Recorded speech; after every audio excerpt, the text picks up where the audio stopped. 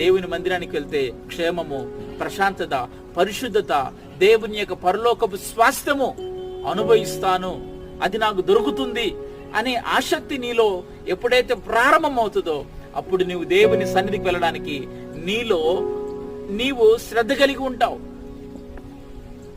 ముందుగానే ఎప్పుడు దేవుని సన్నిధికి వెళ్దామని నీలో ఒక ఆత్మ సంబంధమైనటువంటి సంతోషం పుట్టుకొస్తుంటది. నీవు క్రమముగా దేవుని మందిరానికి వెళ్లేవారిగా ఉన్నారా? నీవు నీ కుటుంబ సమేతముగా, లేదు భర్త ఒక చోటకి, భార్య మరొక చోటికి, పిల్లలు ఒక చోటకి, ఇలాగూ తారుమారుగా చెందుతున్నారా? అయితే ప్రియులారా, దీనివల్ల నీ కుటుంబంలో ఆత్మ సంబంధమైన నష్టాన్ని నువ్వు చూస్తావని మరిచిపోవద్దు. ఆత్మ సంబంధమైన భ్రష్టత్వాన్ని ఆవరించబడకుండా నీవు ముందుగానే భార్య భర్తలుగా, పిల్లలుగా కలిసి జీవము కలిగిన దేవుని మందిరానికి